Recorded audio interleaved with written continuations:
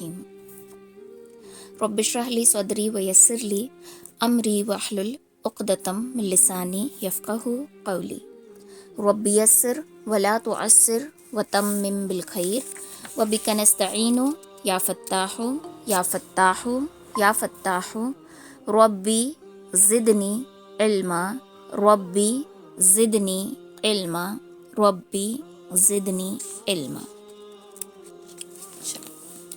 پچھلی کلاس میں ہم نے سنا کہ آپ صلی اللہ علیہ وسلم کس طریقے سے دائی حلیمہ رضی اللہ تعالیٰ عنہ کے ساتھ جو ہیں 2 سال رہے، پھر واپس مکہ کو جب ان کو لوٹانے کا وقت آیا تو اس وقت مکہ میں کوئی وبا پھیلی ہوئی تھی اور دائی حلیمہ بھی بہت زیادہ رو رہی تھی، اس لیے حضرت آمنہ نے اور 2 سال ان کو اپنے ساتھ رکھنے کی اجازت دے دی۔ تو تقریباً آپ 4 سال کے تھے تب شق صدر کا واقعہ پیش آیا، یعنی سینے کو چاک کر دینے کا۔ تو اس واقعے سے دائی حلیمہ گھبرا گئی اور انہوں نے بچے کو واپس اپنے والدہ کے پاس چھوڑ دیا۔ جب آپ 6 سال کے تھے تو والدہ محترمہ کا بھی انتقال ہو گیا۔ جب آپ 8 سال کے تھے، تقریباً 8 سال 2 مہینے 10 دن ایگزیکٹلی آپ کی عمر تھی، جب آپ کے دادا عبد المطلب کا بھی انتقال ہو گیا۔ مرنے سے پہلے آپ نے یعنی آپ کے دادا نے آپ کی کفالت جو ہے اپنے بیٹے، جن پر آپ کو بڑا یقین تھا، بھروسہ تھا، ابو طالب کے حوالے کی تھی، ٹھیک ہے۔ ابو طالب نے اپنے بھتیجے کے حق کی بڑی اچھی طریقے سے کفالت کی، بڑی خوبی سے اس وعدے کو انہوں نے نبھایا، آپ کو اپنی اولاد میں سے شامل کیا، ٹھیک ہے۔ آپ اپنے بھتیجے تھے، آپ صلی اللہ علیہ وسلم جو ہیں ابو طالب کے بھتیجے تھے، لیکن اپنی اولاد کی طرح ان کو سمجھ کر ان کی پرورش کی، یا پھر ہم یوں کہہ سکتے ہیں کہ ان کی اولاد، سگی اولاد سے بھی زیادہ محبت آپ صلی اللہ علیہ وسلم سے کی۔ تو آپ صلی اللہ علیہ وسلم کے ساتھ جب آپ کی عمر 40 سال سے زیادہ تک ہوئی، تب تک ابو طالب ان کے ساتھ رہے، ہر ایک دوست کے بھی ساتھ رہے اور ہر ایک دشمن کا بھی سامنا کرتے رہے آپ صلی اللہ علیہ وسلم کی خاطر، ٹھیک ہے۔ نبوت ملنے کے بعد بھی آپ کے چچا آپ کے سپورٹ میں تھے، تو آپ صلی اللہ علیہ وسلم کے چاچا نے ہمیشہ آپ کی ڈھال بن کر آپ کی حفاظت کی ہے ہر ایک دشمن سے۔ تو انہوں نے اپنے والد کو وعدہ کیا تھا، اس وعدے کو بھی نبھایا، اور ان سے نبی کریم صلی اللہ علیہ وسلم سے ان کو بہت زیادہ محبت تھی، اور اس محبت کی وجہ سے بھی آپ نے ہمیشہ آپ کی حفاظت کی ہے، کوئی آپ کو کچھ کر نہیں سکتا تھا ابو طالب کے احترام کی وجہ سے۔ تو دھیرے دھیرے دن یوں ہی گزرتے گئے، پھر آپ کی عمر بھی بڑھتی گئی، ٹھیک ہے۔ تو جب آپ تقریباً 10 11 یا 12 سال کے ہوں گے، اس وقت اس میں مکہ میں پوری قحط پڑ گئی تھی، بارش نہیں تھی، بارش کا ٹکڑا نہیں تھا، اور سب کا ماننا یہ تھا کہ جب ابو طالب دعا کریں گے تو بارش ہوگی۔ تو سب نے آ کر کہا کہ چلیے بارش کے لیے دعا کیجیے۔ ابو طالب نے بچے کو اپنے ساتھ لیا، کون بچہ؟ نبی کریم صلی اللہ علیہ وسلم۔ پھر آپ نے اس بچے کا ہاتھ پکڑا اور اس کی پیٹھ کعبے کی دیوار سے ٹیک دی۔ نبی کریم صلی اللہ علیہ وسلم اس بچے کی پیٹھ جو ہے کعبے کی دیوار سے ٹیک دی۔ بچے نے ان کی انگلی پکڑ رکھی تھی، اس وقت آسمان پر بادل کا ایک بھی ٹکڑا نہیں تھا، لیکن دیکھتے دیکھتے ادھر ادھر سے بادل جو ہے آنا شروع ہو گئے، مطلب سمجھو جیسے کوئی محفل جم رہی ہے اور سب جگہ سے لوگ آتے ہیں، ویسے دیکھتے دیکھتے ہی بادل جو ہے وہ آنا شروع ہو گئے، اور زوردار ایک دم دھواں دار بارش ہو گئی، اور اتنی خطرناک بارش کہ سیلاب آ گیا، ایسی بارش ہوئی۔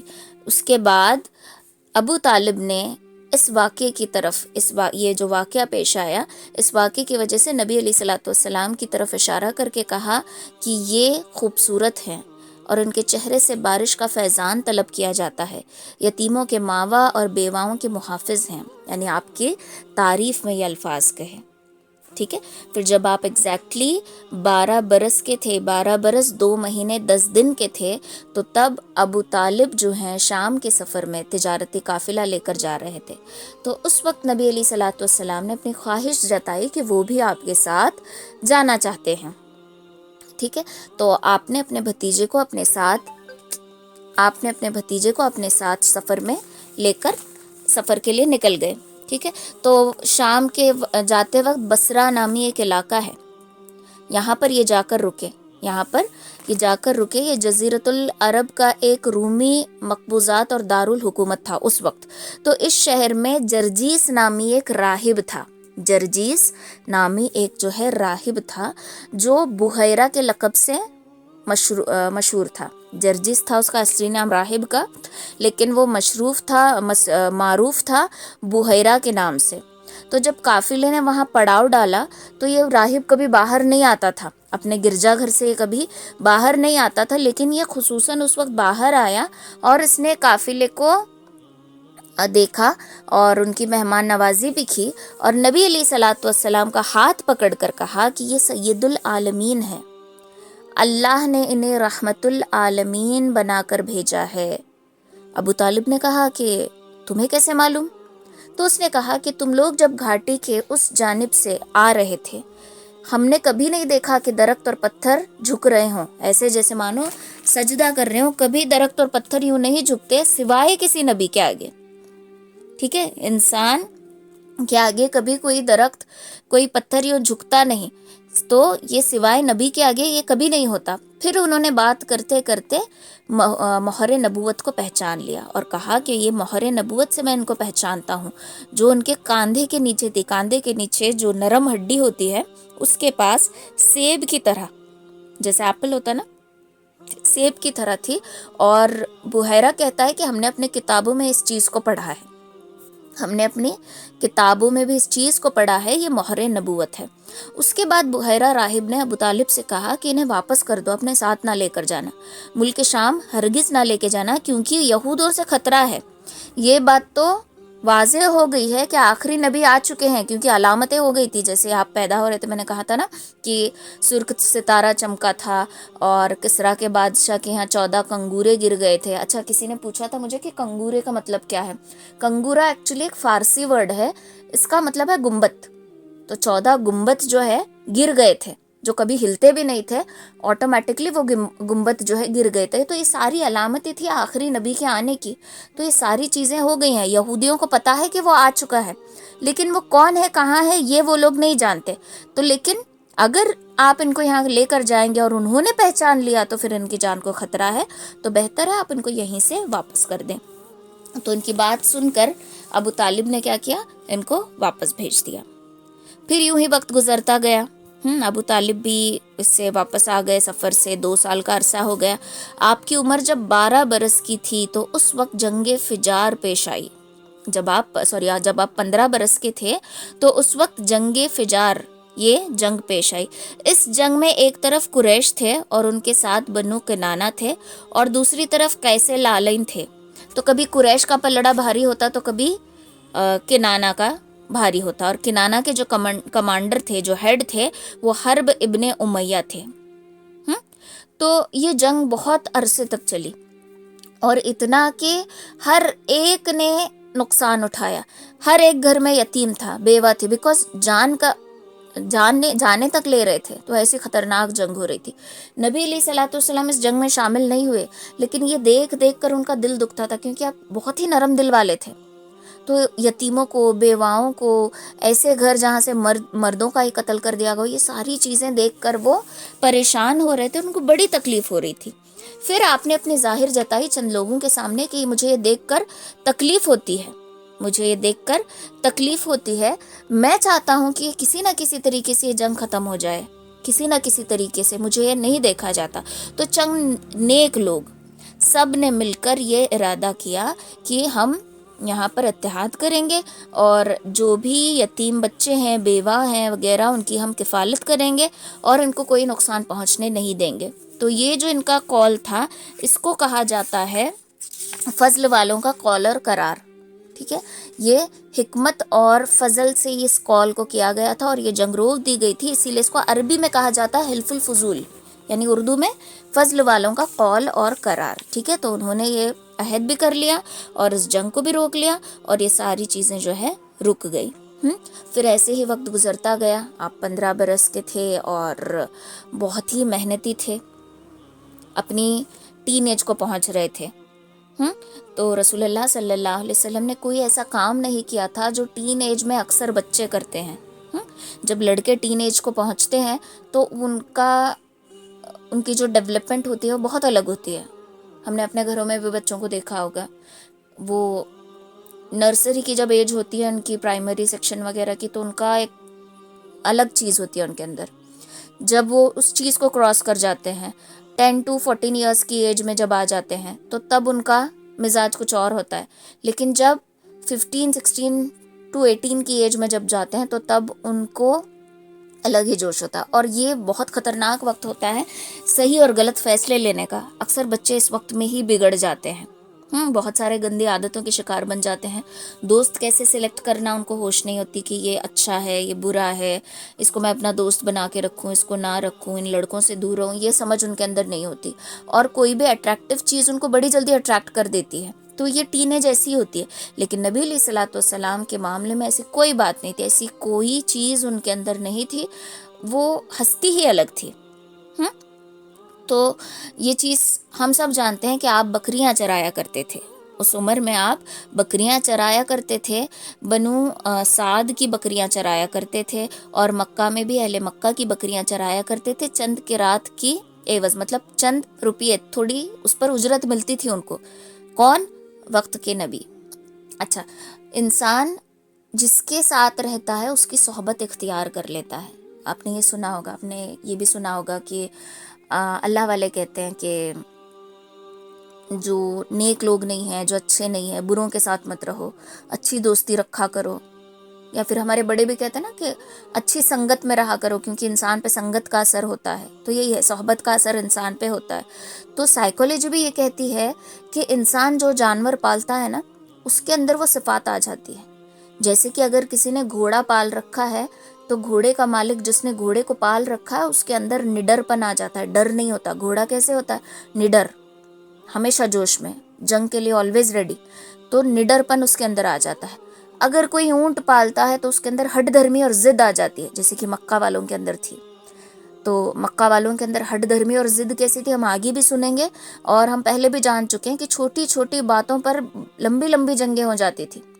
جیسے کہ ایک مرتبہ وہ ریس رہتی ہے نا، گھوڑے دوڑانے کی ریس، تو اس ریس میں 1 انچ کوئی آگے کھڑا گیا، جیسے لائن ہوتی ہے اس مارک سے آگے ہمیں دوڑنا ہوتا ہے، تو اس لائن سے تھوڑا 1 انچ کچھ فاصلے پر آگے پیچھے ہو گئے تھے. تو اس بات پر جو جنگ ہوئی، اتنی بڑا میٹر نہیں ہے، لیکن اس بات پہ جو جنگ ہوئی 40 سال تک یہ جنگ چلی، تلواریں کھنچ گئی اس بات پہ. تو کیسی ہٹ درمی ہوگی سوچو. تو جو شخص اونٹ پالتا ہے اس کے اندر ہٹ درمی آ جاتی ہے. جو شخص بکری پالتا ہے اس کے اندر عاجزی آ جاتی ہے. اور اگر ہم تمام انبیاء کرام کی زندگی پر غور کریں تو ہر ایک نبی علیہ السلام نے جو ہے وہ بکریاں چرائی ہے. موسیٰ علیہ السلام نے چرائی ہے، شعیب علیہ السلام نے، ابراہیم علیہ السلام نے، محمد صلی اللہ علیہ وسلم، تو ہر ایک نے. تو یہ بکریاں چرانا کوئی شرم کی بات نہیں ہے، بلکہ یہ انسان کے اندر عاجزی پیدا کرتی ہے. اور عاجزی انسان کے اندر ہونا بہت زیادہ ضروری ہے. اگزامپل سمجھو کہ میرے پاس ایک جگ ہے جو پہلے کے زمانے میں ملتے تھے نا، بڑی نیک والے، سراہی جسے کہتے ہیں. اس میں بہت ٹھنڈا پانی ہے، گرمی کی تپش بہت ہو رہی ہے. اگر مجھے سراہی میں سے پانی لینا ہے تو مجھے سراہی کو جھکانا پڑے گا، تبھی اس سے فیض جاری ہوگا، تبھی اس سے پانی نکلے گا. اگر وہ بولے کہ نہیں میں تو جھکوں گی نہیں، تو اپنے اندر کی جو ٹھنڈا پانی ہے وہ ہمیں نہیں دے سکتی. ویسے انسان کا میٹر ہوتا ہے کہ اگر ہر ایک انسان کے اندر اچھائی ہوتی ہے، ایسا نہیں کہ ہر کوئی برا ہوتا ہے یا ہر کوئی برا اچھا ہوتا ہے. ہر ایک کے اندر برائی بھی ہوتی ہے، اچھائی بھی ہوتی ہے. تو کچھ اپنے برے اعمال کی وجہ سے اپنی اچھائی کا گلا خود گھونٹ دیتے ہیں، کچھ اپنی اچھائی کو باہر نکالنا نہیں چاہتے. تو یہ اگزامپل وہی ہے کہ عاجزی انسان کے اندر ہونا ضروری ہے. اگر جھکاؤ لائے گا اپنے اندر تبھی دوسروں کو فائدہ پہنچا سکے گا. اگر جھکاؤ نہیں لائے گا تو پھر کسی کو بھی فائدہ نہیں پہنچا سکے گا. اس لیے کہا جاتا ہے نا کہ سراہی سر نگو ہو کر بھرا کرتی ہے پیمانے، سر اپنا جھکا کر پیمانوں کو بھرا کرتی ہے. تو یہ نبی علیہ الصلوۃ والسلام کے اخلاق میں سے کہ آپ بہت ہی زیادہ ایسے تھے، ایک دم ڈاؤن ٹو ارتھ پرسنالٹی، کہ کسی چیز کا گھمنڈ نہیں، کسی چیز کا غرور نہیں، ایک دم بہت. وقت کے نبی ہیں، رحمت للعالمین ہیں، بکریاں چرا رہے ہیں. اگر آج ہمارے یہاں کوئی الیکشن بھی جیت کر آ جائے تو اپنی بائک پہ گھومنا پسند نہیں کرتا، اسے اچھی والی مہنگی کی گاڑی چاہیے یا 4 ویلر چاہیے، کیونکہ اب وہ الیکٹڈ ہو گیا ہے نا، ایک نام مل گیا ہے اس کو. کوئی بڑے عہدے پر پہنچ جائے، یا پھر ہمارے بچے ڈگری حاصل کر لے، سادہ لباس ہے، سادے چپل پہننا پسند نہیں کرتے، ان کو اچھے چاہیے، بیکاز ہمارے پاس ہم ڈگری ہولڈر ہے نا، اس لیے. تو یہ چیزیں آپ صلی اللہ علیہ وسلم کے اندر بالکل بھی نہیں تھی. تو اپنے اندر عاجزی اور انکساری لانا یہ بھی سنت ہے، یہ نبیوں کا طریقہ ہے. تو آپ مکہ والوں کے بھی اور بنو سعد کے وغیرہ بکریاں جو ہے چرایا کرتے تھے. 25 سال ہو گئے، آپ کی عمر 25 سال کی ہوئی، تب آپ کو ایک کام ملا حضرت خدیجہ رضی اللہ تعالیٰ عنہ کا. کیا کام تھا؟ کہ آپ کا مال لے کر تجارت کے لیے ملک شام کی طرف جانا ہے. تو وہاں پر جا کر سارا سیل کرنا ہے اور واپس آ کر اپنی بھی اجرت لینی ہے اور ان کا جو بھی پروفٹ ہوا اس کو دینا ہے. تو لوگوں کو یہ خدیجہ رضی اللہ تعالیٰ نے کیا کرتی تھی، بہت بڑی تاجر تھی. She was a business woman. آج جو فیمنزم کے نام پہ بڑی بڑی سپیچز کرتی ہے نا عورتیں کہ ہمیں اسلام نے اپریسڈ کر کے رکھا ہے، ہمارے پر ظلم ہے، ہم قید میں ہیں. اسلام نے ہمیں ظلم اور زیادتی یا پھر قید کر کے نہیں رکھا، اسلام نے ہمیں پروٹیکٹ کر کے رکھا ہے. پروٹیکٹ کرنے میں قید کرنے میں بہت فرق ہے، اور اس فرق کو صرف وہی سمجھ سکتا ہے جس کا برین واش نہیں ہوا ہے. برین واش کہاں ہوتا ہے؟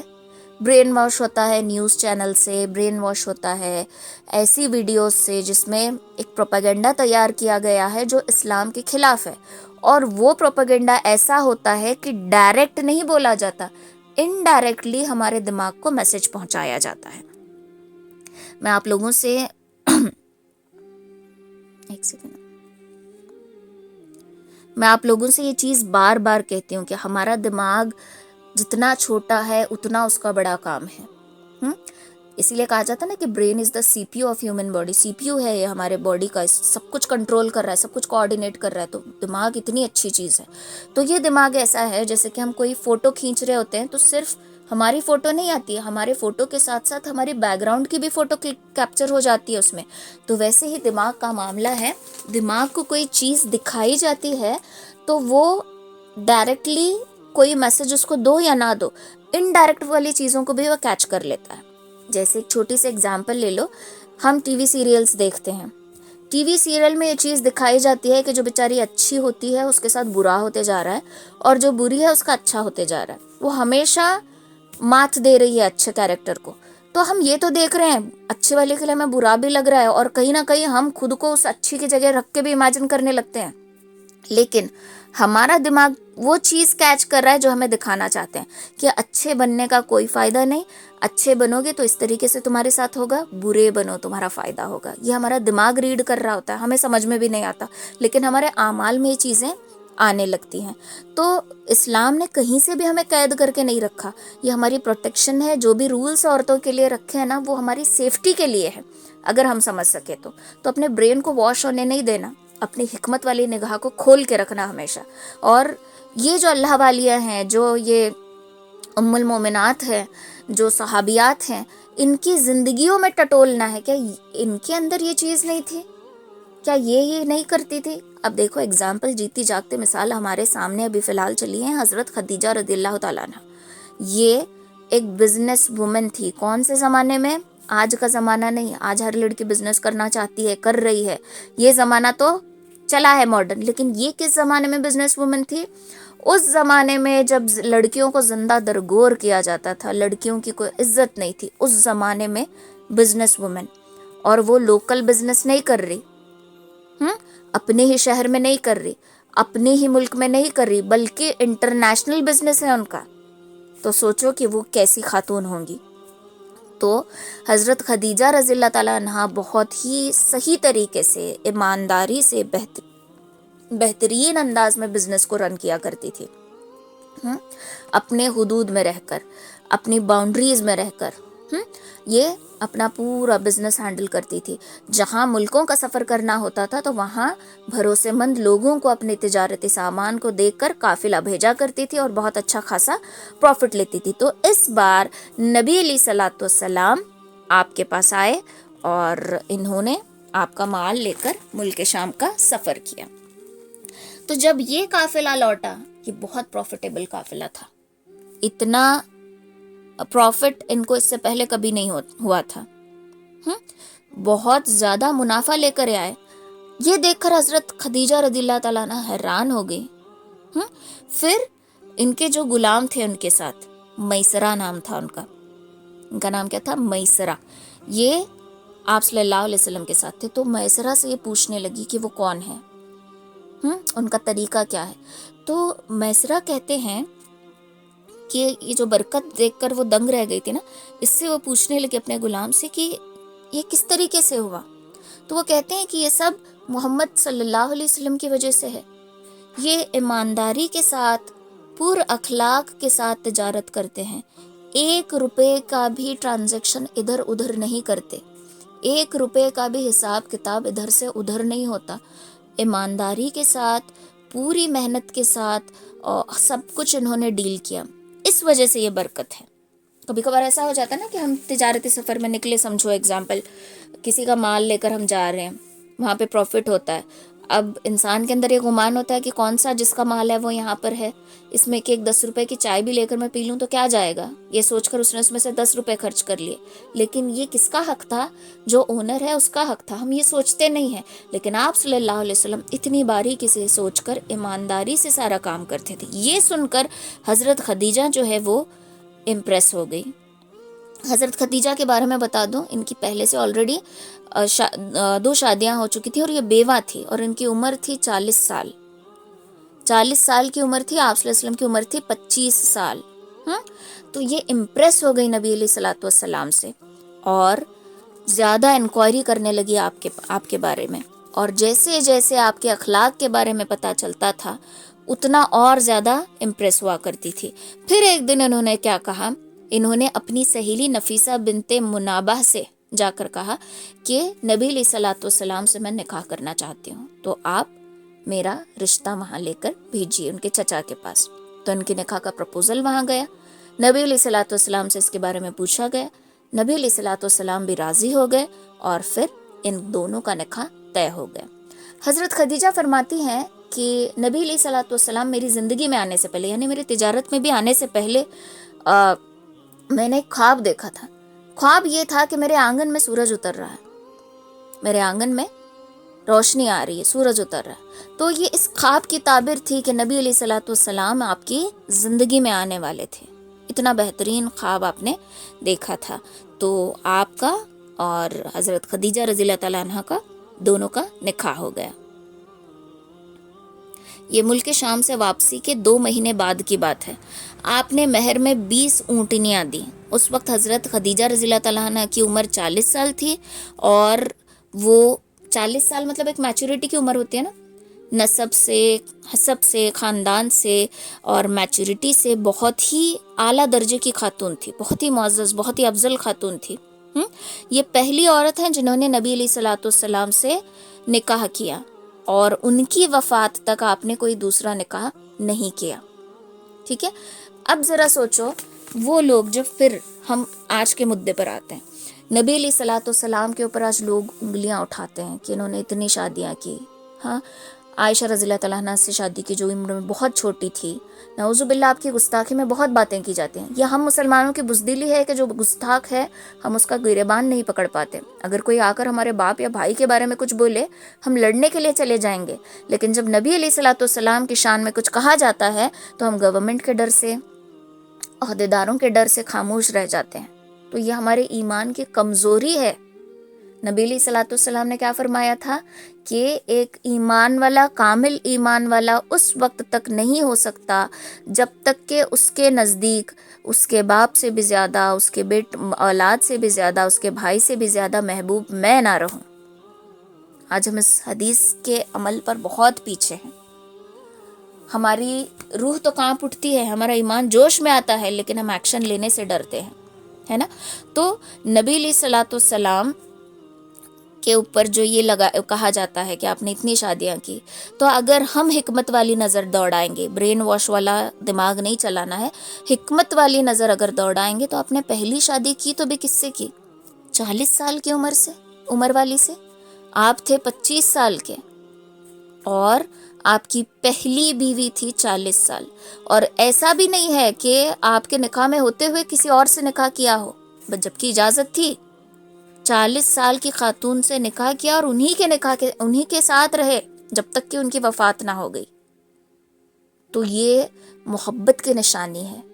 یہ اس میں ہم کہیں سے بھی لوگ آپ کے اخلاق پر انگلی نہیں اٹھا سکتے، نعوذ باللہ، کبھی نہیں. مجھے بولنے بھی میری اندر سے کپ کپاہٹ سی ہو رہی ہے ایسے الفاظ لانے سے بھی، لیکن آج لوگ بے دھڑک بولتے ہیں، اور ان لوگوں کی باتوں میں ہمارے ٹین ایجرز، ہماری نیو جنریشن آ جاتی ہے کہ ہاں بات تو صحیح ہے. تو عقل کی نظر دوڑانی ہے. برین واش کرنے کی اگر کوئی کوشش کر رہا ہے تو بالکل اپنا برین واش ہونے نہیں دینا. ٹھیک ہے. تو آپ اور حضرت خدیجہ بہت محبت سے رہتے تھے.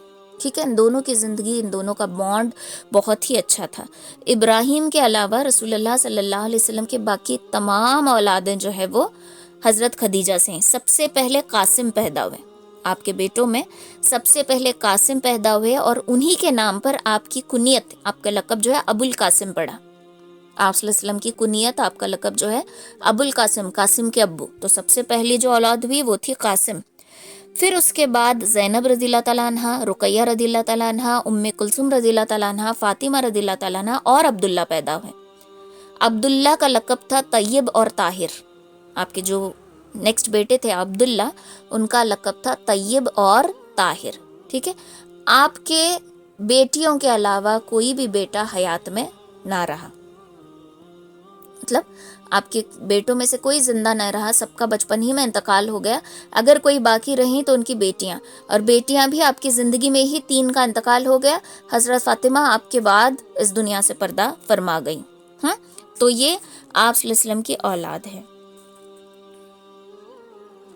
تو اس طریقے سے حضرت خدیجہ اور آپ صلی اللہ علیہ وسلم بڑے محبت سے، ایڈجسٹمنٹ کے ساتھ، اخلاص کے ساتھ، خلوص کے ساتھ زندگی گزارتے تھے. تو اس سے ہم لوگوں کو سبق چاہیے کہ شوہر کے حالات کیسے بھی ہو، عورت کو چاہیے کہ وہ ہمیشہ اس کا سپورٹ سسٹم بن کے رہے، جیسے حضرت خدیجہ رضی اللہ تعالیٰ عنہ تھی. حضرت خدیجہ رضی اللہ تعالیٰ عنہ ہمیشہ آپ کو اپریشیٹ کیا کرتی تھی. تو اس سے ایک سبق ہمیں یہ ملتا ہے کہ اپنے شوہر کو ہمیشہ اپریشیٹ کرنا پڑتا ہے. لڑکیاں ایک غلطی بہت زیادہ کرتی ہیں، اگر شوہر کے حالات تھوڑا اوپر نیچے ہو جائیں، فائنینشلی ہو جاتا ہے، اپ اینڈ ڈاؤن آتے ہیں زندگی میں، کبھی پیسہ ہوتا ہے کبھی نہیں ہوتا، کبھی ہم لگزریس لائف جی رہے ہیں، کبھی ایڈجسٹمنٹ کی لائف جی رہے ہیں. تو یہ چلتا ہے، پیسہ آج ہے کل نہیں ہے، یہ روٹین ہے زندگی کی، کوئی بڑی بات نہیں ہے. لیکن تھوڑی سی تکلیف کو برداشت نہ کرتے ہوئے لڑکی یہ کہہ دیتی ہے کہ تمہارے سے اچھے رشتے آئے تھے مجھے، ان کو ہاں کر دیتی تو اچھا ہوتا. تو یہ آپ کی یہ جو بات ہے نا، سیدھا آپ کے شوہر کے دل میں چھرے کی طرح چبھ رہی ہے، مانو آپ نے چاقو لے کر ان کے دل میں گاڑ دی ہو. یہ بہت خطرناک بات ہوتی ہے جو شوہر کو لگتی ہے. تو حضرت خدیجہ رضی اللہ تعالیٰ عنہ کی طرح بننا ہے کہ جو بھی سچویشن آئے میں ہمیشہ میرے شوہر کا سپورٹیو سسٹم بن کے رہوں گی، جیسے حضرت خدیجہ رضی اللہ تعالیٰ عنہ رہا کرتی تھی ویسے مجھے رہنا ہے. آپ مکہ کی رئیس عورت تھیں، سب سے امیر عورت، ایسی عورت جس سے ہر ایک سردار نکاح کرنا چاہتا تھا، لیکن آپ نے سب کو ریجیکٹ کیا. کیوں؟ کیونکہ آپ جانتی تھی کہ ان کو حضرت خدیجہ سے نہیں بلکہ حضرت خدیجہ کی دولت سے شادی کرنی ہے. لیکن نبی علیہ الصلوۃ والسلام کے بارے میں ان کا نظریہ کچھ اور تھا، اور نبی علیہ الصلوۃ والسلام کے اخلاق، آپ کا کردار اعلیٰ سے اعلیٰ، بہت اونچے مقام کا آپ کا کردار تھا. ٹھیک ہے.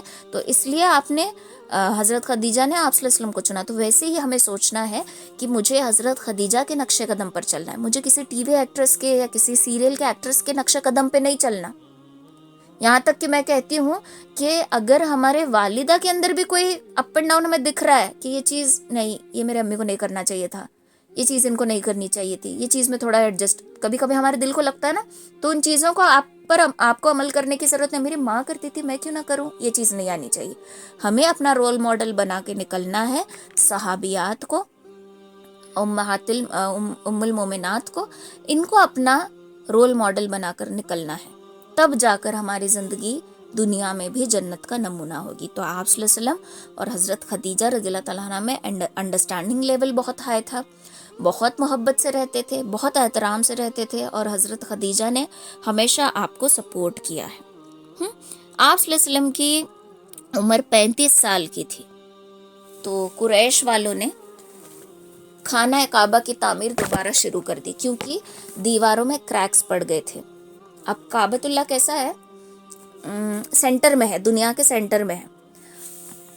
مکہ کے چوفیر جو ہے وادیاں، اگر کچھ سیلاب آ جائے، پانی آ جائے، تو وہ سیدھے ہٹ کرتے تھے کعبۃ اللہ کی دیواروں کو، جس سے کریک پڑ جاتی تھی۔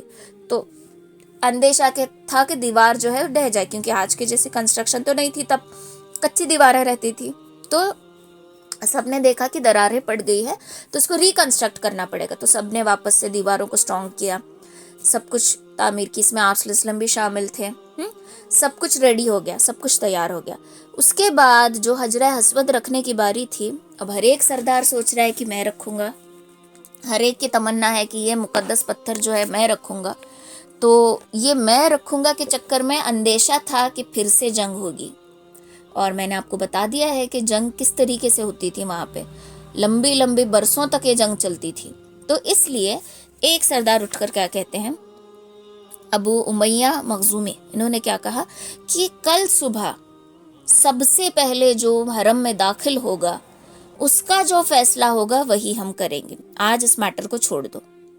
کل صبح سب سے پہلے جو یہاں پر آئے گا اور وہ جو رائے اور مشورہ دے گا، جو فیصلہ کرے گا وہی ہم کریں گے، وہ جس کا نام لے گا وہی اس پتھر کو لے کر وہاں پر رکھے گا۔ تو سب اس پر ریڈی ہو گئے، ہاں ٹھیک ہے چلو جیسے تم بولتے ہو ہم اس پر راضی ہیں۔ اب تو اللہ کا کرنا ایسا ہوا کہ دوسرے دن سب سے پہلے نبی علیہ الصلوۃ والسلام ہی وہاں پر تشریف لے کر آئے۔ لوگوں نے ان کو دیکھا اور چیخ پڑے، ھذا امین ورضینہ ھذا محمد، یہ امین ہے، امین یعنی کہ امانت دار، اور ہم ان سے راضی ہیں، یہ تو رسول اللہ صلی اللہ علیہ وسلم ہے، یہ تو محمد صلی اللہ علیہ وسلم ہے۔ تو پھر جب آپ قریب پہنچے تو انہوں نے اس معاملے کو پورا ڈیٹیل میں سنا جانا اور کہا کہ ایک چادر لے کر آؤ۔ تو ایک چادر منگوائی گئی، آپ نے پتھر کو اٹھا کر چادر پہ رکھا۔ اب تمام سرداروں سے کہا کہ چادر کے کونے کو پکڑو اور اٹھاؤ۔ تو سب لوگوں نے چادر کو اٹھایا۔ جب چادر کو اٹھانے کے بعد، اب جیسے ایک دوپٹہ ہے اور ہم نے کوئی بھاری چیز رکھی ہے، جب سب لوگ چاروں طرف سے مل کر اس کو اٹھائیں گے تو وہ چیز سینٹر میں جائے گی، ہے نا؟ تو سب لوگ چادر اٹھانے کے بعد وہ جو پتھر ہے وہ درمیان میں آ گیا، سینٹر میں آ گیا، تو آپ صلی اللہ علیہ وسلم نے اس پتھر کو اٹھا کر اس کے جگہ رکھ دیا۔ تو اس سے کیا ہوا، ایک جنگ ہونے سے بھی رک گئی، اور سب سرداروں کا ہاتھ بھی اس میں لگا، کسی کا دل بھی نہیں دکھا، کوئی ناراض بھی نہیں ہوا۔ تو اس طریقے سے آپ نے میٹر کو سالو کیا اور ایک بڑی جنگ ہونے سے آپ نے روک دیا۔ تو یہ چیز آپ کی حکمت تھی۔ اگر آپ چاہتے تو نہیں میں ہی رکھوں گا، میں پہلے انٹر آؤں، میں ہی رکھوں گا، آپ یہ بھی کہہ سکتے تھے، ہے نا؟ لیکن آپ نے ایسا نہیں کیا، سب کا دل رکھتے ہوئے آپ نے فیصلہ کیا۔ تو اس چیز سے ہمیں کیا نصیحت ملتی ہے، کیا سیکھ ملتی ہے، کہ گھر میں کوئی رائے مشورہ چل رہا ہو، آپ کی بھی ڈیسیجن پوچھی جا رہی ہو، تو ایسی ڈیسیجن نہ دیں جو ایک طرفہ ہو، ایسی ڈیسیجن دیں، ایسا مشورہ دیں جو سب کے دل کو پسند آئے، سب اس پہ راضی ہوں، کسی کے دل کو ٹھیس نہ پہنچے۔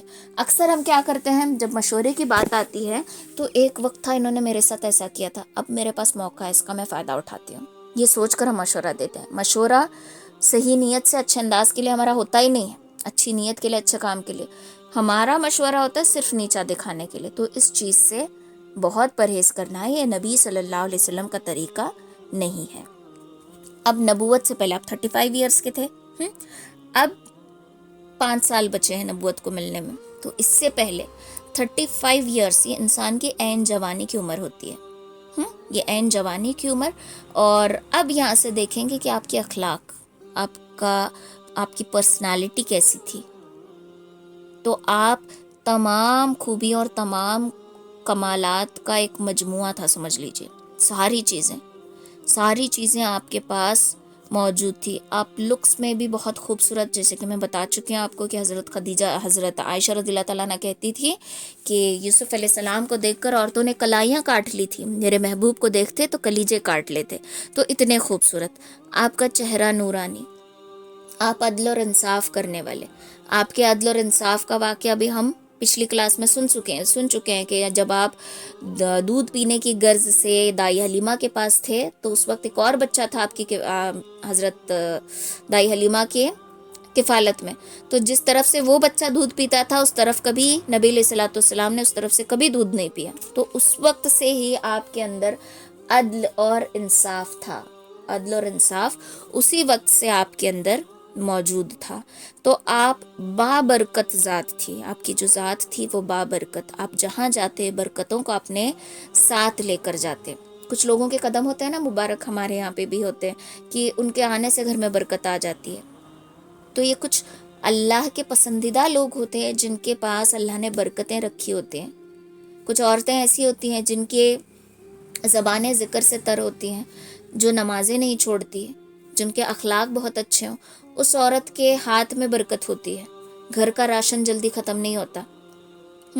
کھانا جتنا بھی پکاؤ سب کے پیٹ بھر جاتے ہیں، لیکن پھر بھی ایک انسان کے کھانے اتنا کھانا بچ جاتا ہے، برکت کی علامت ہے. اسی لیے کہا جاتا ہے کہ جب کھانا بناؤ تو ذکر اور اذکار کے ساتھ بنایا کرو، برکت ہوتی ہے. تو کچھ لوگ ہوتے ہیں جن کے ہاتھ پہ برکت. ویسے ہی نبی علیہ الصلوۃ والسلام کی برکت ایسی تھی، ہم سن چکے ہیں. کیسی برکت؟ جب دائی حلیمہ کے یہاں گئے تو بیمار لاگر بکریاں کے تھنے دودھ سے بھر گئیں، بیمار اونٹنی تندرست ہو گئی، سوکھے کھیت ہرے بھرے ہو گئے. تو آپ کی جو برکت تھی وہ معجزے والی برکت تھی. اچھا، آپ کے دماغ میں خیال آیا کہ نہیں آیا پتہ نہیں، لیکن ہم نے دیکھا کہ آپ جہاں پیدا ہوئے غریب گھر تھا، دیا جلانے کے لیے تیل نہیں تھا، اتنی غربت تھی. آپ جس گھر میں دودھ پینے کی غرض سے گئے غریب گھر تھا. ہاں، اگر ہم دیکھیں گے موسیٰ علیہ السلام کو اللہ تعالیٰ نے فرعون کے محل میں پالا، یوسف علیہ السلام کو مصر کا وزیر بنا دیا، خزانچی بنا دیا، بادشاہ بنا دیا. تو ہر نبی کو ایک مقام دیا ہے، لیکن نبی علیہ الصلوۃ والسلام کو غریب گھر میں کیوں بھیجا ہوگا؟ اس حکمت یہاں پر اللہ کی یہ ہے کہ دیکھو میرا محبوب ایسا ہے کہ جو جہاں جائے وہاں پر برکتیں ہی برکتیں ہوں. میرے محبوب کے قدم ایسے ہیں کہ یہ جہاں جائیں گے وہاں پر برکتیں ہی برکتیں ہوں گے، انوارات ہوں گے. تو نبی علیہ الصلوۃ والسلام کی ذات ایسی تھی کہ وہ فقیر کو بھی بادشاہ کر دیتے تھے. یہ اللہ کی حکمت تھی. اللہ تعالیٰ یہ لوگوں کو دکھانا چاہتے تھے کہ میرے محبوب کے اندر ایسی چیزیں میں نے رکھی ہوئی ہیں، ایسے کرشمے، ایسے معجزات میں نے رکھے ہوئے ہیں کہ یہ جہاں جائیں گے، جہاں قدم رکھیں گے وہاں پر برکتیں ہی برکتیں ہوں گی. تو یہ آپ کے قدموں میں برکتیں تھی. آپ نے کبھی سستی اور بیزاری اپنے اندر نہیں جتائی. ہمارے اندر ہوتا ہے نا کہ تھوڑا سا کام کیا، آ کے دھڑم سے بیڈ پہ گر گئے، نہیں بس ہو گیا. سستی کا آنا، ذرا سی بات پہ سستی دکھانا، قائلی دکھانا، ایک دم کام میں چستی کا نہ رہنا، ہر کام کے لیے بیزار. جاؤ ذرا ایک گلاس پانی لے کر آؤ، بیزار آیا. چائے بناؤ، بیزار آیا. کھانا بناؤ، بیزار، ابھی پھر سے پکانا. کپڑے فولڈ کرنے، بیزار آ رہا ہے، ایسے ہی رکھ دیتی ہوں. پھر ہم اس کو ایک ایسا گولا بنا کر سائڈ میں رکھ دیتے ہیں. ہر گھر میں میرے خیال سے وہ چیئر موجود ہوتی ہوگی جہاں پر کپڑے رکھے ہیں کہ کل گھڑی کریں گے لیکن اب تک گھڑی نہیں ہوئے، ہے نا. تو یہ چیزیں، یہ بیزار، یہ سستی، یہ قائلی، آپ اس کو پسند نہیں کرتے تھے. اسٹڈی کرنا ہے، ابھی تو بیٹھی تھی اسٹڈی کے لیے، نیند آ رہی ہے، کل کر لوں گی، ابھی بیزار آ رہا ہے.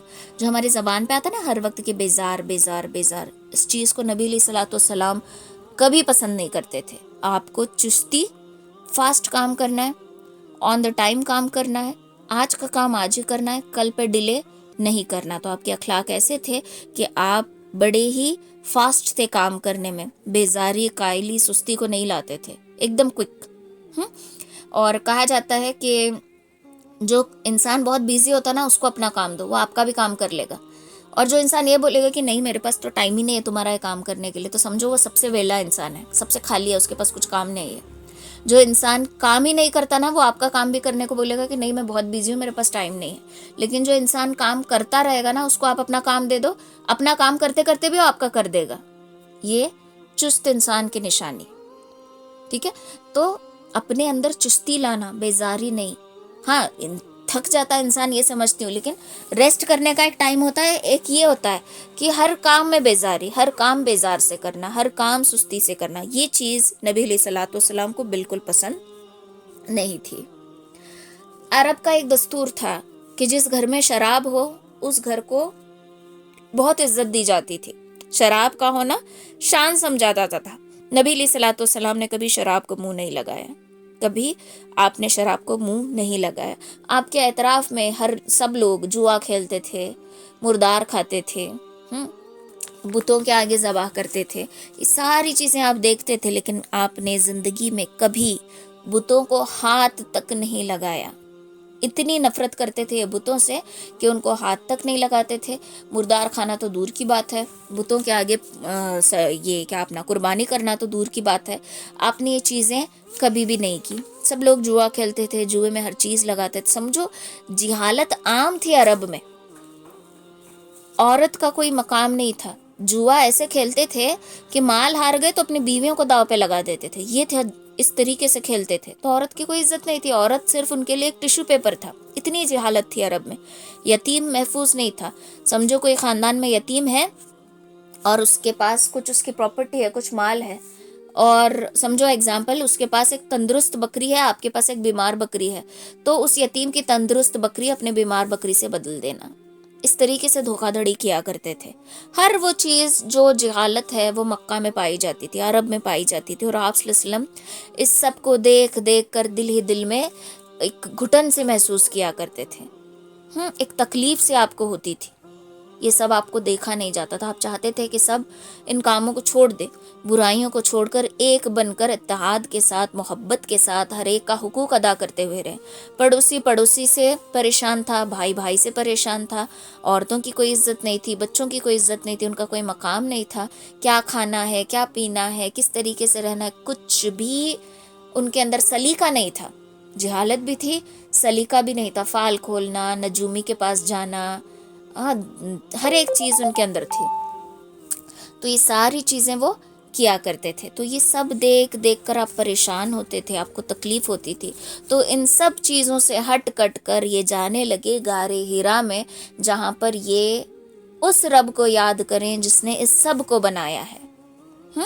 وہ سوچتے تھے کہ وہ رب جس نے سب کو بنایا، میں اس کی یاد میں بیٹھوں، میں اس کی عبادت میں بیٹھوں، میں وہاں پر دھیان لگاؤں. جیسے مراقبہ کرتے ہیں نا، اس طریقے سے. اس کو کہتے ہیں ذکر قلبی، دل دل میں یاد کرنا. تو انسان کو چاہیے کہ روزانہ ذکر قلبی کیا کرے. انگزائٹی، ڈپریشن سے وہ آزاد ہو جاتا ہے، ٹینشن فری ہو جاتا ہے. روزانہ کیا کرنا ہے؟ وضو کرنا ہے، 2 رکعت نماز پڑھ لو، سر جھکا کر کمرے میں اندھیرا کر دو. کسی قسم کا ڈسٹربنس نہیں ہونا چاہیے، کوئی بھی. بہتر ہے کہ سب کے سونے کے بعد ہی عمل کرو. ویسے بھی ہم رات میں الو کی طرح جاگتے ہی رہتے ہیں، کوئی بھی جلدی نہیں سوتا. تو بہتر یہ ہے کہ اس وقت کرو جب کوئی ڈسٹرب نہ کر سکے. پہلی چیز موبائل آف کر دو یا پھر ڈیٹا آف کر دو، اور وضو کر کے سر جھکا کر بیٹھ جائیں. سب سے پہلے اپنے گناہوں کو یاد کریں، پھر اس کے بعد اللہ کی نعمتوں کو یاد کریں.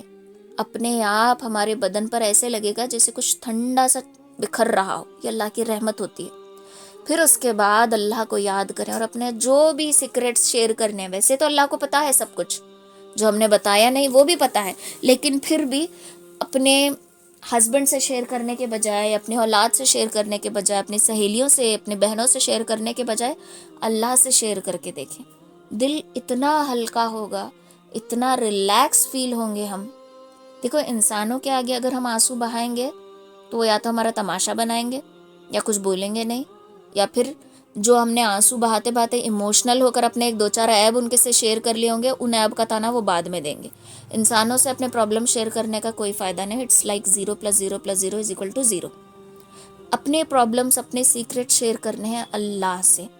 اللہ اس کا سلیوشن تو دے گا، اللہ دل کو اطمینان دے گا، اللہ دل کو راحت دے گا. لیکن یہ چیز ہم نہیں کرتے. تو نبی علیہ الصلوۃ والسلام یہی کیا کرتے تھے. غار حرا میں سب کچھ دھیان لگا کر بیٹھتے تھے. ٹھیک ہے، تو یہاں پر یہ سلسلہ چلا. آپ 2 دن تک جاتے تھے، اپنے ساتھ روٹی لے کر جاتے تھے.